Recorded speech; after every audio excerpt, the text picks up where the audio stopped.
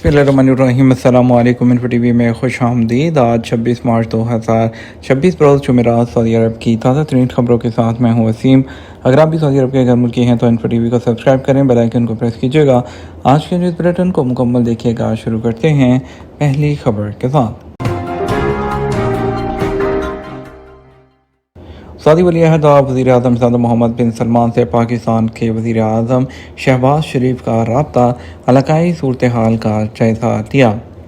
Saudi वली अहद से पाकिस्तान के वज़ीर आज़म ने टेलीफोनिक रब्ता किया। SPI से जारी होने वाले बयान के मुताबिक सऊदी वली अहद और वज़ीर आज़म शहबाज शरीफ ने रब्ते के दौरान इलाकाई सूरत हाल, खित्ते की बैनुल-अक़वामी सलामती और इस्तेहकाम पर जारी फ़ौजी कशीदगी के असरात और इस हवाले से कोशिशों पर तबादला ख्याल किया।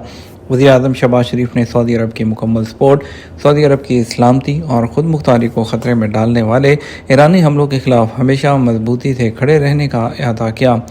वज़ीर आज़म शहबाज शरीफ ने ट्विटर अकाउंट पर पोस्ट में लिखा, ईद उल फितर की मुबारकबाद देने के लिए अपने भाई सऊदी वली अहद से बात की। सऊदी अरब पर हालिया हमलों की पाकिस्तान की तरफ से शदीद मज़म्मत की है और इस मुश्किल वक्त में सऊदी अरब के लिए पाकिस्तान की गैर मुतज़ल्ज़ल यकजहती और मुकम्मल सपोर्ट का अहदा किया।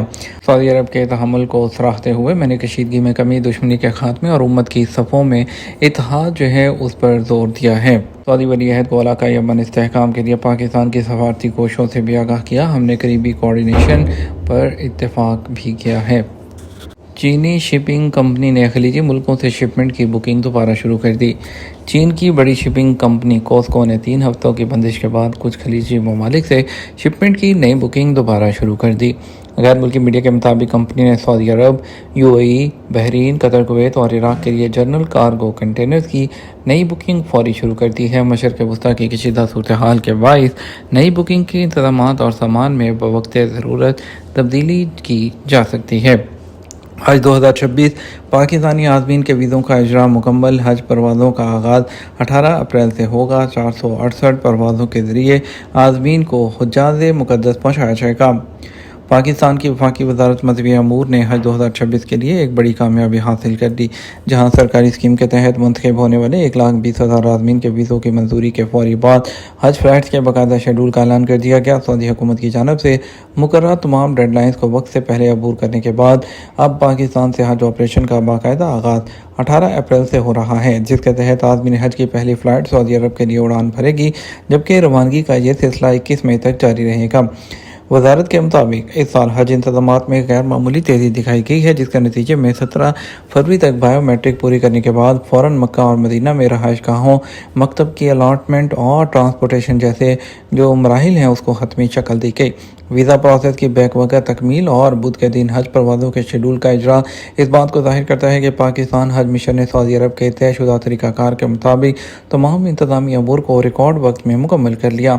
शेड्यूल के मुताबिक पाकिस्तान से सरकारी हज स्कीम के तहत 468 फ़्लाइट के ज़रिए आज़मीन को हज्जाज मुक़द्दस पहुँचाया जाएगा। 18 अप्रैल को कराची, लाहौर, सियालकोट और मुल्तान से परवाज़ें रवाना होंगी। पाकिस्तान से सरकारी स्कीम के तहत 1,19,000 आज़मीन को मदीना मुनव्वरा और मक्का मुकर्रमा ले जाया जाएगा। सरकारी स्कीम के तहत 67,230 मर्द आज़मीन को सऊदी अरब पहुँचाया जाएगा। सरकारी स्कीम के तहत 51,846 ख़वातीन आज़मीन हुज्जाज मुक़द्दस जाएंगी। हज ऑपरेशन के पहले दिन आज़मीन को 4 परवाज़ों के ज़रिए मदीना मुनव्वरा पहुँचाया जाएगा। जद्दा के लिए 4 मई से हज फ़्लाइट का आगाज़ होगा। मदीना मुनव्वरा के लिए पहली लॉन्ग हज फ़्लाइट 7 मई को चलेगी। पाकिस्तान से आखिरी हज फ़्लाइट 21 मई को रवाना होगी और ये प्रोसेस 34 दिन तक जारी रहेगा। बीवी को फायर मार कर कत्ल करने पर खावंद के खिलाफ मुकदमा दर्ज, मुल्ज़म फरार। सऊदी अरब से वापसी पर आया हुआ मुल्ज़म राशिद अली अपने घर साकन बलूक आया हुआ था। उसका अपनी बीवी और 3 बच्चों की मां मदीहा से अक्सर झगड़ा रहता था और अक्सर इस बात पर फ़ोन के ज़रिए वो अपने वालिद से बात किया करती थी कि मोहम्मद आज़म कि वो उन्होंने बेटी को तसल्ली दी थी कि वो आकर समझाएंगे, क्योंकि जो राशिद है जो सऊदी अरब से वापस आया हुआ था वो अपनी बीवी के साथ मारपीट करता था। गुज़श्ता दिन सुसर अपने दामाद को समझाने उसके घर बिल्लों की वर्का आए جائیں اور آئے دن تشدد کرنے سے باز رہنے کے لیے داماد کو سمجھایا تو راشد علی اپنی بیوی سے جو مدیحہ ہے اس کا نام تکرار کرنے لگا۔ اس دوران تو اس کی والدہ پروین بی بی نے کہا کہ اس کو فائر مار کر قتل کر دو۔ ارشد نے ماں کے کہنے پر اپنی بیوی کو فائر مار کر قتل کر دیا تو ایک فائر اس کی اپنی والدہ کو بھی ٹانگ پر لگا جو شدید زخمی ہو گئی اور ملزم راشد علی موقع سے فرار ہو گیا۔ مقتولہ مدیحہ کو میکے گاؤں پھما سرا میں سپرد خاک کر دیا گیا۔ نماز جنازہ میں سینکڑوں افراد نے شرکت کی۔ ملزم کی گرفتاری کے لیے چھاپے جاری ہیں۔ الشرقیہ ریجن میں متعدد ڈرونز تباہ، بیلسٹک میزائل کا ملبہ 2 مکانات پر جا گرا۔ سعودی وزارت دفاع کے ترجمان میجر جنرل ترکی المالکی نے بدھ کے دن بتایا کہ الشرقیہ ریجن میں مزید 32 ڈرونز ان کو روک کر گرایا گیا۔ الشرقیہ ریجن کی طرف فائر کیے جانے والے ایک بیلسٹک میزائل کو بھی روک کر تباہ کیا گیا۔ یاد رہے کہ منگل کو الشرقیہ ریجن میں 44 ڈرون کو تباہ کیا گیا تھا۔ اس کے علاوہ general directorate of civil defence کے ترجمان نے کہا کہ الشرقیہ ریجن کے ایک رہائشی علاقے میں 2 مکانات کی چھتوں پر تباہ کیے جانے والے بیلسٹک میزائل کا ملبہ گرا ہے۔